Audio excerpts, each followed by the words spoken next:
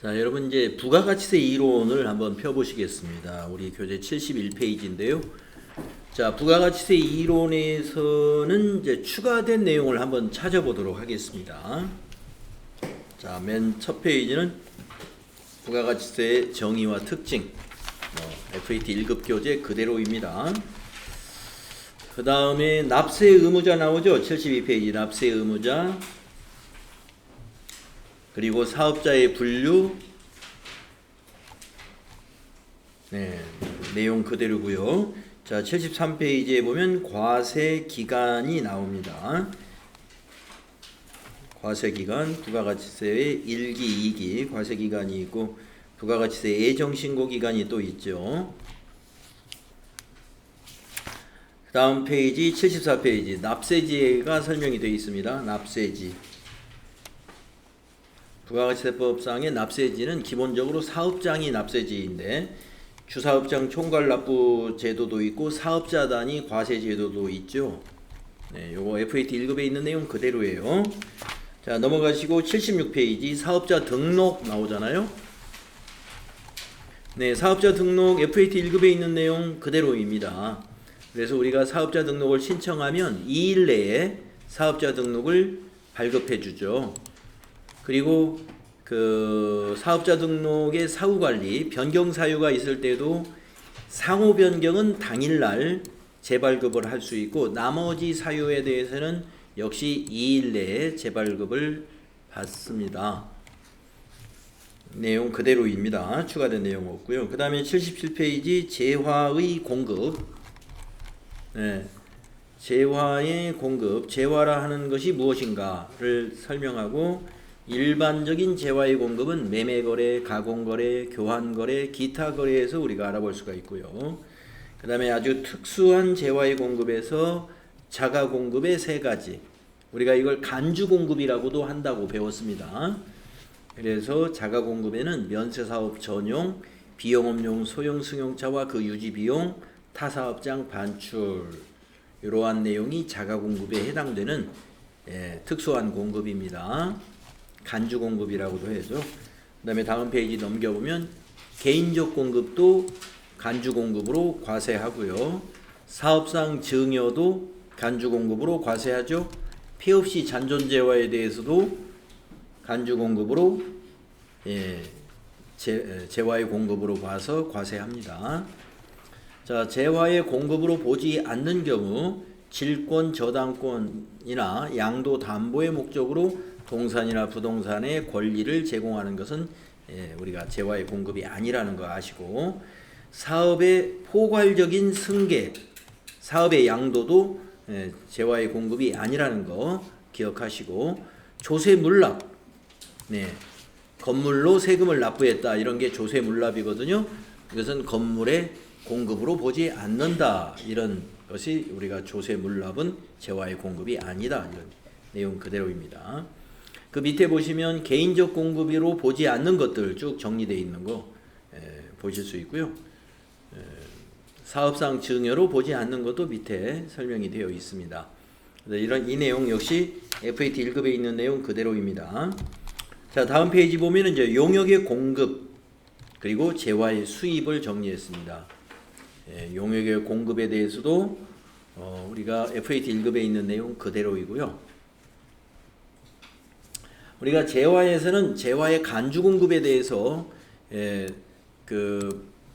정리돼서 과세가 된다고 그랬잖아요. 근데 용역의 간주 공급은 존재하지만 과세하지 않는다. 과세가 아니다라는 걸 기억하시고 또 재화는 무상의 공급의 경우에 사업상 증여로 우리가 정리하잖아요. 그런데 용역은 무상 공급을 했을 때 사업상 증여로 보지 않아요.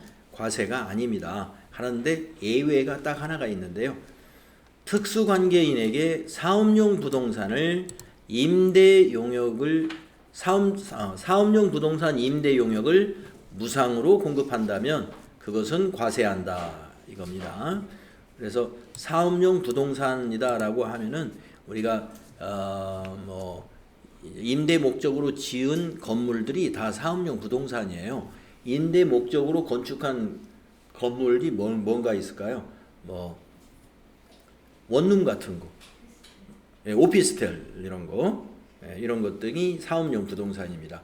그래서 특수관계인에게 만약에 사업용 부동산, 임대 목적으로 취득한 부동산을 특수관계인에게 무상으로 공급하는 거에 대해서는 과세를 한다는 거예요. 그거 하나 빼고는 용역의 무상 공급은 과세가 아니다라는 겁니다. 네, 그래서 이제 그 밑에 재화와 용역의 공급의 사례 같은 거 쭉 나옵니다. 건설업은 무조건 용역이라는 거 기억하셔야 되고요. 건설업은 용역이다. 네. 그런데 이 가공의 경우에는 단순 가공만 한 것은 용역이지만, 그건 용역의 공급이지만, 단순 가공이 아닌 것은 주요 자재의 일부를 부담했거나 전부를 부담한 것은 가공으로 보지 않아요. 그거는 우리가 일반적인 재화의 공급으로 본다는 거죠. 네, 산업재산권, 이런 무형자산을 대여하는 것은 용역입니다. 그러나 무형자산을 양도, 즉 처분하는 것은 재화의 공급으로 봐요. 네, 이런 차이가 있다는 것을 알고 계시는 거죠. 자, 다음 페이지 넘어가면 부수재화 및 부수용역의 공급에 대해서 나오는데요. 네. 이거 FAT 1급에 있는 내용 그대로입니다.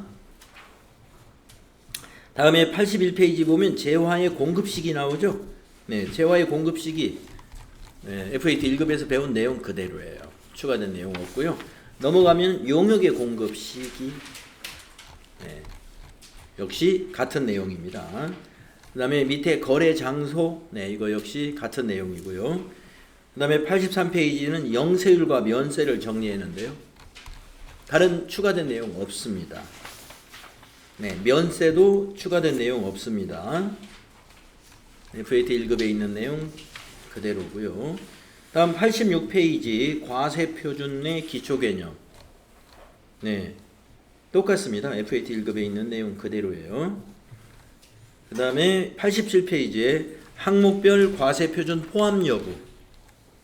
이것도 역시 같은 내용입니다. 그 다음에 88페이지 재화의 수입 그리고 매출세액의 구조. 네, 우리 FAT 1급 교재 내용 그대로이고요. 89페이지 매입세액도 그대로입니다. 네. 자, 그런데 이제 90페이지로 넘어가 보면은 추가된 내용이 뭐가 있냐면요. 90페이지에 면세 농산물 의제 매입세 공제 특례에 대해서 여기서 이제 자세한 내용을 좀 추가했어요. 여기서부터 한 몇 페이지, 93페이지까지는 좀 추가된 내용이니까 좀 설명을 하겠습니다. 자, 우리 FAT 1급에서도 의제 매입세액이라는 매입세 공제 제도가 있다는 것까지는 여러분 책에 나왔었어요. 그런데 의제 매입세 공제에 대해서 FAT 1급은 시험 문제를 출제를 안 해요. 그런데 TAT 2급은 의제 매입세의 공제 사업자의 부가가치세 신고라는 것을 시험 문제로 내고 있어요. 근데 매달 내진 않고 띄엄띄엄 내는데 번갈아 가면서 나오기 때문에 언제 나올지 몰라요, 이게. 근데 이거는 이제 이론적인 것도 이론적인 거지만 뒤에서 이제 실습할 때 우리 메인 매출점표 입력할 때 이거 연습 많이 할 거예요. 실습 많이 할 겁니다. 그래서 이론을 좀 닦아놓고 가는데 사실 이론에서는 의제 매입세의 개념만 잘 이해하시면 돼요. 의제 매입세이라는 매입세액이 도대체 뭐냐는 거죠. 자, 여러분 의제하여 매입세액을 인정한다는 뜻이거든요. 그러니까 원래는 매입세액이 없는데 매입세액이 있는 걸로 쳐주겠다 이런 뜻이죠. 의제하여 매입세액을 공제해 준다. 자, 그래서 공제 요건을 보면은 어떤 사업자가 여기에 해당되는가를 알 수가 있어요. 자, 1번 보시면 과세 사업자가 매입한 면세 농산물 등을 원재료로 하여 제조, 가공한 재화 또는 창출한 용역의 공급에 대하여 부가가치세가 과세되는 경우에 공제 요건이 해당이 된다. 자, 과세 사업자가 매입한 면세 농산물을 원재료로 하여 제조 가공한 재화나 창출한 용역이 부가가치세가 과세된다 이거예요. 이런 사업자가 누가 있느냐? 시험에 많이 나오는 사업자를 예를 들면은 첫째, 통조림 제조업. 시험에 가장 많이 나오는 업종이고요. 통조림을 만들고 있다 이렇게. 그러면 이제 여러분 통조림 하면 생각나시죠? 뭐 복숭아 통조림, 과일로 통조림 만들잖아요. 그러면 그 과일이 통조림 만들기 전에는 미가공 농산물, 임산물이에요. 농산물 내지는 임산물. 그러니까 복숭아 만약에 통조림을 만드는 공장이다 라고 한다면 복숭아는 원재료인데 전부 부가세가 없어요. 부가세가 없고 통조림을 만들어서 팔면 부가세가 과세가 돼요. 그러면은 그런 업종의 경우는 원재료 비용에 대해서는 부가세가 없으므로 매입세액은 없고 판매하는 통조림의 경우에는 전부 부가세 10% 붙기 때문에 다른 업종에 비해서 납부해야 될 부가가치세가 부담이 커지는 거죠. 왜냐하면 부가가치세법이 매출세액 빼기 매입세액이란 말이에요. 매입세액 뺄 게 거의 없어요. 그런 업종은. 전혀 없는 건 아니지만 통조림의 깡통은 깡통 공장에서 깡통 공장에다가 이제 주문해가지고 깡통을 매입할 거 아니에요? 그거는 매입세 공제 받아요. 그런데 우리가 뭐 깡통 이런 포장재 같은 경우는 전체 제품 원가 구성에서 많이 얼마 안 되잖아요. 원재료가 많이 들어가지. 자, 그래서 통조림 제조업, 이런 업체, 이런 업종을 생각하시면 되고 또 하나 바로 지난달, 그렇죠. 4월 15일 날 시험이 있었어요. 22일 날 시험이 있었나요? 22일 날. 4월 22일 날 시험이 있는데 제가 이제 오늘 쉬는 시간에 이게 카톡방 보니까 합격한 사람들 합격증 저한테 보내주네요. 합격하신 분들. 근데 이제 그분 이제 그 내일 배움 카드로 공부하신 분들은 이제 자격증을 저희가 행정 지원 시스템에다 입력을 해줘야 돼요. 합격하신 분들 자격증 과정에서. 그래서 이제 저는 올리고 여러분들은 이제 세일센터에서 관리를 하니까 여러분들이 합격하시면 김진용 선생님한테 이렇게 합격증 합격 확인서 합격 확인서라고 있어요.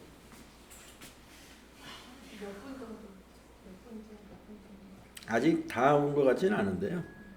부진하신 분만 보낸 것 같습니다.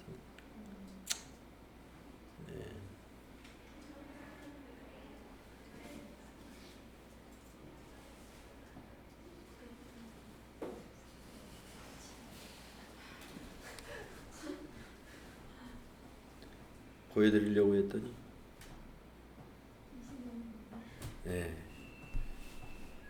저거 인식이 돼야 되는데 지금 잘 안 되네요.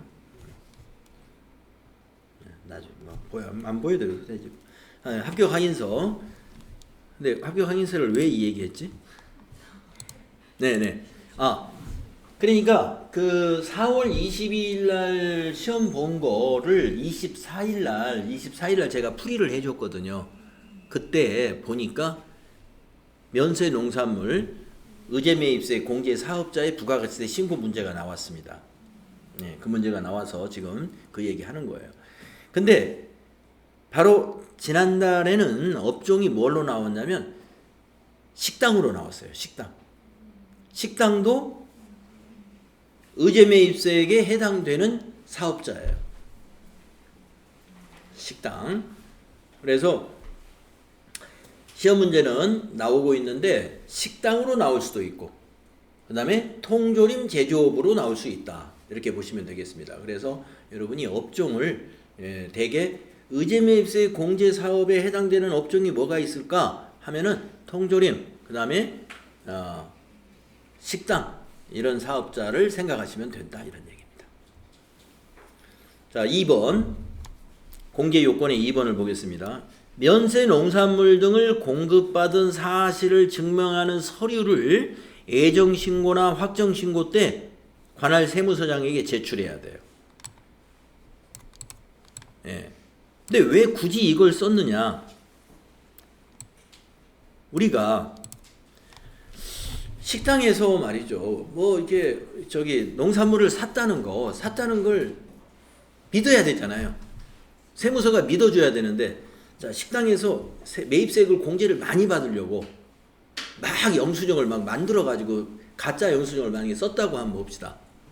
그러면 인정해 줄 수 있을까요? 세무서에서는 인정 못하죠. 인정 못합니다. 그러니까 뭐만 인정해 주려고 할까요?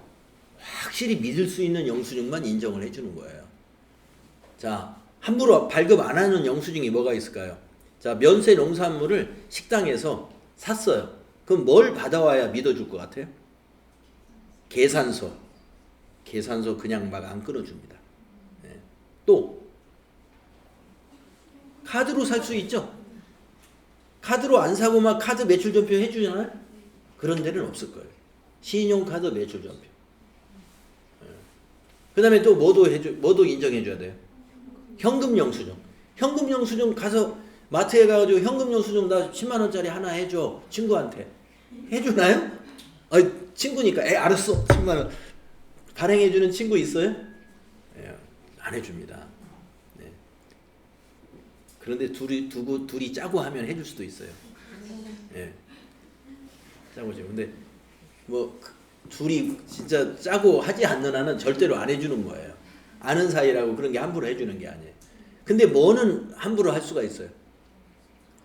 문방구에서 파는 영수증. 네, 문방구에서 파는 영수증은 내가 사다가 막 나 혼자 쓸 수도 있어요, 거기에. 공급자를 막 지원해가지고 쓰고. 근데 그거 인정해줘야 되나요? 안 해줍니다. 자, 그러니까 만약에 오늘이 장날이네요. 식당에서 재료로 쓰려고 장날에 있는 그 노상에 있는 노점에서 파는 만약에 뭐 시금치를 샀다, 뭐 부추를 샀다 해가지고 좋고 싸가지고 거기서 샀어요. 그리고 그 사람한테 이제 영수증 해달라니까 그 간이 영수증 해줬다 이겁니다. 그런 거는 인정을 못 받아요. 그런 거는. 그래서 여기서 이제 면세 농산물 등을 공급받을 사실을 증명하는 서류이기 때문에 우리가 식당업을 하는 사람들이 의제매입세 공제를 받으려면은 이 면세 농산물을 누구한테 꼭 사야 되냐면은 사업자한테 사야 돼요. 사업자. 그러니까 하나로마트, 무슨 식자재 마트, 이런 데를 거래해야지 개인 거래를 하면은 의제매입세 공제를 못 받습니다. 자, 식당은 그래요. 그런데 식당이 아닌 통조림 제조업을 한번 볼까요? 통조림 제조업. 네. 자, 꽁치 통조림을 만약에 만든다. 근데 꽁치가 만약에 뭐 동해안이나 어디 남해안 어느 특정한 데서 많이 나온다고 봅시다. 그럼 거기 어부들한테 사야지. 항상 협동조합이나 이런 데서만 사는 건 아니죠. 협동조합보다 어부한테 사면 더 쌀 수도 있고 또 좋은 물건을 만날 수도 있다. 그러면 어부하고 계약해가지고 이렇게 살 수도 있어요. 근데 그 어부는 사업자가 아닐 수가 있죠. 네. 그럼 이제 어부라는 게 꼭 사업자 등록을 해서 그 고기를 채취해서 파는 건 아니에요. 예. 우리가 농촌에서 논밭에 작물을 재배할 때 사업자 등록해야 그 쌀을 팔 수 있나요? 아니에요. 작물 재배에 관한 거 사업자 등록할 필요 없어요. 그리고 쌀 팔아도 괜찮아요. 마찬가지로 어촌에서 그 지역의 어민이 거기서 나오는 바다에서 나오는 어물을 채취해가지고 팔 때 사업자 등록 없어도 다 판매할 수 있습니다. 그리고 마찬가지로 제조업에서는 그런 어민을 상대로 해서 원재료를 사오는 경우가 있어요. 그러면 어민이 신용카드 매출전표나 현금 영수증 해줄 수가 없잖아요. 그럼 뭐를 받느냐? 문방구에서 파는 영수증은 안 되고 그 어민의 개인정보가 들어있는 계약서를 쓰면 됩니다. 그래서 시험에서 여러분이 보면은 나중에 이제 실무 연습할 때 만나게 될 텐데 어민과의 계약서라고 해가지고 또는 뭐 농민과의 계약서. 그래서 재배자가 누구고 아니면 뭐 어민이 누구다 해서 홍길동 주민번호 뭐 이렇게 되어 있는 계약서가 있어요. 우리가 부동산 거래하면은 부동산 거래에 대한 일정한 임대차 계약서 양식이 있듯이 어민과의 거래 시에 어민의 개인 정보가 있는 그 개인 정보가 있고 밑에 품명, 수량, 금액 이런 일정한 양식이 있습니다. 그런 양식으로 개인 간의 거래에서 그 공급 계약서는 인정이 돼요. 그러니까 무슨 업종만요? 제조업만. 제조업만. 식당업은 반드시 사업자하고 거래를 한 경우만 인정이 되고, 그리고 증빙이 꼭 있어야 되고, 제조업은 개인에게 매입한 것도 인정이 되고, 근데 그 개인하고 거래했을 때는 그 개인의 개인 정보가 있는 무슨 계약서가 있어야 된다. 자, 공제 요건이 일단 그렇다는 거죠. 서류. 그래서 주1이 뭐냐면 이 서류를 말하는 거예요. 주1. 서류가 중요해요. 제출 서류. 의제매입세 공제 신고서를 작성도 해야 되지만 매입처별 계산서 합계표, 즉 계산서가 있어야 된다는 얘기고, 신용카드 매출전표 등 수령 명세서. 여기 등이라는 것은 현금 영수증을 포함한 거예요. 자, 공제 요건을 정확히 이해하시고, 그 다음에 공제액에 대해서는 계산을 프로그램에서 다 자동으로 해줍니다. 나중에 공제율만 여러분이 잘 지정하시면 돼요. 자, 공제액은요, 면세 농산물 등을 매입한 금액에다가 공제율을 곱할 거예요. 공제율은 밑에 나와 있습니다. 밑에 보시면은, 자, 음식점 시험에 나온다고 그랬잖아요. 음식점. 음식점은 법인으로 나와요. 법인으로. 개인 음식점은 시험에 안 나와요. 자, 그러니까 음식점을 보면은 A가 뭐냐면은 과세 유흥장소. 그 다음에 B가 뭐냐면은 A 외에 음식점을 경영하는 개인 사업자. 그러면 C는 뭐냐? A와 B 외에 음식점을 경영하는 사업자. 그러니까 법인 음식점은 어디에 해당돼요? C에 해당되는 거예요. 그래서 106분의 6을 기억하시면 돼. 그래서 시험에서는 유흥장소 시험에 한 번도 나온 적 없고요. 개인 식당도 시험에 한 번도 나온 적이 없습니다. 그런데 법인이면서 음식점이다. 이게 시험에 나왔단 말이에요. 여러 번. 그래서 106분의 6이라는 공제율은 왜 알아야 되느냐? 이 의제매입세 공제 신고서를 여러분이 이제 실기할 때 작성할 거란 말이에요. 그 작성할 때 전표에서 자동으로 넘어갑니다. 넘어오는데 공제율은 선택을 해줘야 돼. 의제매입세 공제 신고서 작성할 때. 그래서 공제율은 법인 식당이다. 그러면 여러분이 106분의 6을 딱 선택해 주면 되는 거예요. 자, 그 다음에 한도도 있는데, 한도가 자동으로 프로그램에서는 계산이 됩니다. 그래서 우리가 이론적으로 정리할 때는 공제율을 곱한 다음에 한도가 초과된 것은 한도까지만 적용을 해주는구나.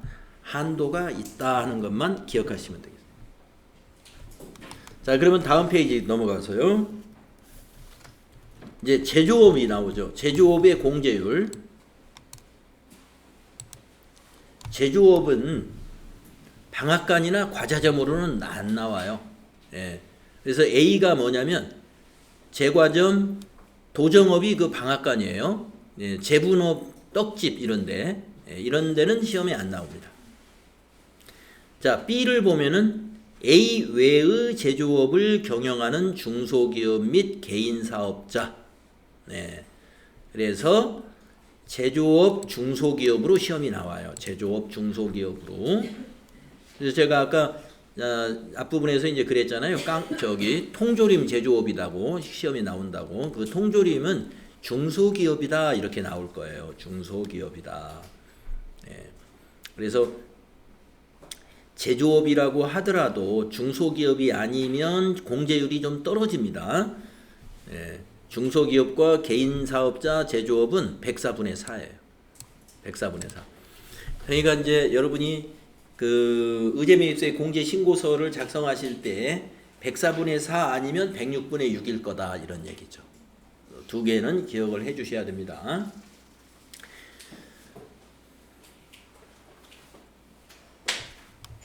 그 다음에 한도율이 있다는 것도 여러분 여기 한도율 요거 있다는 거 이거 외우거나 할 필요는 없어요.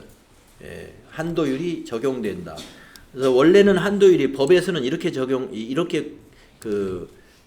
정해져 있는데 우리가 2023년 12월 말까지 의제 매입세액에 대해서 세제 혜택을 사업자에게 주기 위해서 한도율을 좀 높게 한시적으로 적용한다라고 되어 있습니다. 근데 이 한시 적용도 이걸 풀지를 못해요. 원래 법으로 돌아가야 되는데 이렇게 해주다가 이게 풀게 되면은 사업자들이 막 반발을 하기 때문에 매년 연장해 가는 거라고 보시면 돼요. 그래서 한도율이 실제 법에서 정해져 있는 한도율과 시행령에서 현재 적용되고 있는 한도율이 좀씩 다릅니다. 한시적으로 이렇게 적용되고 있다.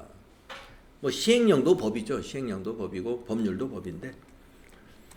그래서 한도율은 우리가 이걸 암기사항은 아닙니다. 그러나 공제율은 106분의 6, 104분의 4 요 두 개를 알고 계셔야 돼요. 식당으로 나오면 106분의 6 법인 식당, 그리고 법인 중소기업 제조업은 104분의 4 요거 기억하시면 됩니다. 자, 그래서 면세농산물 의제매입세액 공제 대상 사업자 여러분 이해하셨죠? 매입세액을 공제해줘가지고 부가세 부담을 줄여주려고 하는 의도가 있습니다. 자, 그와 똑같은 의도를 가진 게 재활용 폐자원 등에 대한 부가가치세 매입세액 공제 특례입니다. 의도는 똑같아요. 의제매입세액 공제 제도하고 의도가 똑같습니다. 그래서 재활용 폐자원 등에 관련된 의제매입세액 공제 사업자의 대상자가 누군지 공제 요건을 보시면 알아요. 자, 공제 요건 보면은 재활용 폐자원 및 중고자동차를 수집하는 사업자가 세금 계산서를 발급할 수 없는 자로부터 재활용이나 폐자원 아니면 중고자동차를 매입하여 제조 또는 가공하거나 이를 공급하는 경우에 사업자에게 해당한다 이거죠. 자, 중고자동차 매입자다 그러면 대개 다 개인에게서 매입하는 경우가 많죠. 우리가 개인들이 차를 타다가 차가 이제 너무 낡으면 팔고 새 차를 사잖아요. 그럼 개인들이 사업자가 아니잖아요. 그러면 중고자동차에서 개인에게 살 때 세금 계산서 해달라고 할 수 없잖아요. 그러니까 비사업자한테 산단 말이에요. 그러니까 매입세 증명할 수가 없어요. 그 다음에 중고자동차 말고 이런 폐자원 수집하는 사업자, 우리가 이게 동네 같은 데 가다 보면 종이 같은 거, 고철 같은 거 싸놓은 사업자들을 말하는 거예요. 그러면 종이나 고철을 사업자도 수집을 하는 경우도 있지만 사업자들은 수집할 때 장비를 가지고 가서 하죠. 막 뭐 기계 같은 거 가지고 가서 철거하고 거기서 막 이렇게 기계적으로 하는 거고, 대개 동네 구석구석에서 이렇게 박스 수집하고 하는 사람들은 다 개인입니다. 나이 많은 할머니 할아버지들이 주로 많이 하죠. 그러니까 그 사람들한테 수집을 해가지고 오면 박스는 얼마, 뭐 고철 얼마 이렇게 계산을 해줄 때 그 사람들이 사업자가 아니니까 세금 계산서 못 받는단 말이죠. 현금 영수증도 못 받아요. 그리고 현금은 주잖아요. 그것에 대해서 인정해 주겠다는 거예요. 그것이 재활용 폐자원에 대한 부가가치세 매입세의 공제 제도입니다. 그래서 이 특례 제도에 대해서는 의도가 의제매입세액 제도하고 똑같기 때문에 여기 공제 계산하는 방법도 똑같습니다. 재활용 폐자원 매입가액에다가 공제율을 적용해줘요. 그리고 여기에도 한도가 있습니다. 한도가 있고요. 애정신고나 확정신고 때 다 가능하고요. 그 다음 페이지 보시면은 공제율이 재활용 폐자원에서는 103분의 3을 공제해주고요. 중고자동차에 대해서는 110분의 10을 해주니까 중고자동차는 거의 10% 다 해주는 셈이에요. 그리고 중고자동차에 대해서는 한도를 적용하지 않습니다. 그래서 우리나라 중고자동차를 아프리카라든가 조금 미개발 국가 이런 나라에다가 많이 수출을 하는 것을 장려하기 위해서 그런 사업자에 대한 매입세 공제를 전폭적으로 해준다고 보시면 되겠습니다. 정책적으로. 그래서 중고자동차 사업자에 대한 의제 매입세 공제는 한도 없이 하고 있고, 그리고 110분의 10이기 때문에 사실상 다 해주는 거예요. 개인에게 산 거 매입세 공제를 다 인정해주는 부가세 제도이고요. 그러나 폐지라든가 고철 이런 재활용 폐자원 관련해서는 매입 금액의 103분의 3을 공제율로 적용하고 있다. 실무에서는 안 나와요. 폐자원, 이 폐자원 등에 대한 부가가치세 매입세 공제 실무 시험에는 한 번도 낸 적이 없습니다. 그래서 올해도 낼 확률은 거의 제로에 가깝기 때문에 시험에서는 나오진 않을 거고, 그 다음에 공통매입세액의 안분계산, 공통매입세액의 안분계산, 이건 나올 확률이 있는 문제입니다. 안분계산과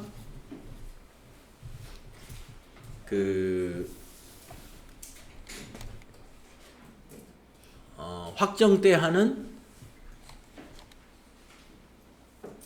정산이라는 게 있어요. 안분계산, 정산 시험에 잘 나오고요. 가끔은 재계산도 시험에 나옵니다. 재계산도. 그래서 공통매입세액의 안분계산, 그리고 정산, 그리고 재계산이 무엇인가, 이것도 개념적으로 일단 이론이니까 오늘은 개념을 이해해 주시고 나중에 실무 수행의 문제를 만나거든요. 그때 정확하게 여러분이 요령을 아시면 돼요. 자, 개념을 보겠습니다. 사업자가 과세사업과 면세사업 등을 겸업하는 경우에 과세사업과 면세사업 등에 관련된 매입세액의 계산은 실지 귀속에 따라 구분을 해야 되거든요. 실지 귀속에 따라. 자, 과세사업과 면세사업을 겸용하는 운수사업자를 한번 생각해 봅시다. 운수사업자. 자, 버스 운수사업자가 있는데 관광회사도 하나 있고 시내버스 회사도 하나 있어요. 시내버스. 시내버스 이왕에 버스를 가지고 사업한다 그러면 관광회사도 하나 하고 또 시내버스도 할 수 있죠. 같은 그 차량 관리니까 두 가지 사업을 같이 할 수도 있어요. 그러면 시내버스는 면세사업이고 관광회사 버스는 과세사업자입니다. 그랬을 때 우리가 버스를 딱 매입을 한단 말이에요. 현대자동차 버스를 샀어요. 그러면 버스를 살 때는 이게 시내버스로 산다, 관광버스를 산다가 분명하죠. 그러니까 그거는 실지 귀속에 따라서 매입세 공제 받을 건지 안 할 건지가 분명하게 떨어집니다. 네. 왜냐면 자동차 회사에서 뽑을 때 이거 관광버스로 할 거면 그렇게 다 도색해가지고 뺄 거 아니겠어요? 관광버스 목적으로. 그러니까 그 매입세 공제 받아야죠. 그런데 시내버스로 뽑으려면 어떻게 해야 돼요? 시내버스 용도에 맞게끔 도색하고 거기에 용도에 맞게끔 안에 의자도 이렇게 하고 하잖아요. 그러면 그건 매입세 공제 못 받죠? 시내버스는 면세 사업에 쓰는 거니까. 자, 그런데 그거는 문제가 안 되는데 그러한 사업자가 그러나 실지 귀속을 구분할 수 없는 매입세 이런 것이 존재한다 이거예요. 그러니까 차를 뽑을 때는 분명히 실지 귀속이 구분이 되는데 만약에 그 차를 정비를 해야 되는데 정비 공장이 하나 있어야 되지 않겠어요? 예, 어디 다른 회사 정비 공장 쓰면은 안 되잖아요. 큰 운수 사업자들은 자체적으로 정비 공장이 있습니다. 그러면 정비 공장을 시내버스 정비 공장 하나 만들고 관광버스 정비 공장 2개 만들면 좋겠어요? 안 되겠죠. 하나 만들어 가지고 고장 나는 대로 관광버스도 고장 나면 거기서 오치고 그럴 거란 말이에요. 그러면 여러분들이 아하 그거구나 이거. 예. 그 정비 공장 내지는 정비 센터를 설치하는 비용 또 거기에서 어떤 기계를 도입하면 기계 들어오는 거 이것은 어떻게 해요? 실지 귀속을 판단할 수가 없어요. 이게 바로 공통 매입세액으로 보고 안분 계산이 필요한 내용입니다. 자, 그래서 바로 그러한 경우에 실질 귀속을 구분할 수 없는 매입세액은 총 공급가액에 대한 총 공급가액이 뭘까요? 이번 과세 기간의 매출액을 말하는 거예요. 총 매출액에 대한 면세 공급가액. 면세 공급가액은 시내버스 매출액. 예. 그래서 총 매출액에 대해서 시내버스 매출액의 비율 등을 적용해서 안분 계산을 한다는 거예요. 그래서 시내버스 매출액만큼은 그 비율만큼, 만약에 시내버스 매출액이 총 매출액의 30%가 나왔다. 그러면 공통 매입세액이 매입세액 중에서 30%는 공제 안 하고 안 받는 거예요. 공제 안 받고 70%는 공제 받으면 되는 거예요. 그것이 안분계산. 안분계산 방법 나와 있죠. 공통 매입세액 곱하기 해당 과세기간의 총 공급가액분의 면세 공급가액. 그것이 면세사업과 관련된 매입세액으로 계산하는 공식. 간단하죠. 매출액으로 안분계산한다. 자, 그런데 안분계산이라는 것은 뭐냐면 3개월치를 가지고 하는 것을 안분계산이라고 그래요. 애정신고 때는 3개월치 가지고 해요. 자, 그러니까 애정신고가 뭐냐면은 4, 5, 6, 아니죠. 1, 2, 3월 상반기. 자, 1기로 말하면 1, 2, 3월에 발생한 안분계산. 그러면 1, 2, 3월 3개월 실적 가지고 신고하는 걸 안분계산 신고라고 그래요. 그런데 지금 만약에 5월 달에 이런 공통매입세액이 발생했다. 그러면 확정신고 때 해야 되죠. 5월 달에 발생한 것은 7월 달에 신고하지 않습니까? 그러면 7월 달에 신고할 때는 3개월치 가지고 하는 게 아니고 1기 것 전체를 가지고 해요. 1, 2, 3, 4, 5, 6. 이 데이터를 말하는 거예요. 총 공급가액분의 면세 공급가액의 요 데이터를 3개월치를 쓰면은 안분계산이고 6개월치를 쓰면 6개월치를 쓰면은 제가 아까 무슨 계산이라고 그랬죠? 안분계산 다음에 정산. 네. 정산. 그래서 6개월치를 가지고 하면 정산을 하는 겁니다. 자, 그러니까 공통매입세액이 확정신고 기간에 발생했다. 그럼 무조건 정산하는 거고, 안분계산 때 발생했다. 그러면 안분계산 한 번 해서 신고하고 또 확정신고 때 정산 한 번 하고 2번 해야 해요. 2번 계산을 해줘야 돼. 네. 그러면 두 번째 정산할 때는 애정 때 안분계산 한 거 그거를 감안해 가지고 플러스 마이너스 해주는 거예요. 예, 그걸 여러분이 이제 실무 때 이제 해줄 거예요. 데이터를 가지고 하면은 어렵지 않게 이해를 하는데, 네. 일단은 안분계산을 한번 했으면, 애정 때 안분계산 했으면 확정 때는 정산 당연히 하는 거고, 공통매입세액이 확정 과세기간에 발생을 했다. 그러면 안분계산 할 필요 없어요. 확정 때 7월 달에 신고할 때는 6개월치 데이터 가지고 그냥 바로 정산하는 거예요. 그게. 아시겠죠? 그래서 안분계산과 정산은, 안분계산은 애정 때 공통매입세액이 발생해가지고 애정 때 한번 하고, 그 다음에 확정기간 때 6개월치 데이터를 가지고 요 기준으로,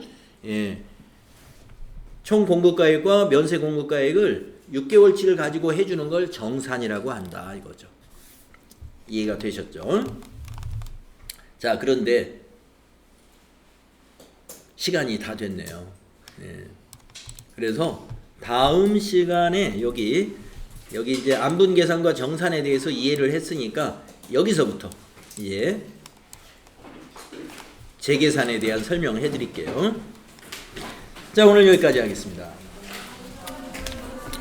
네.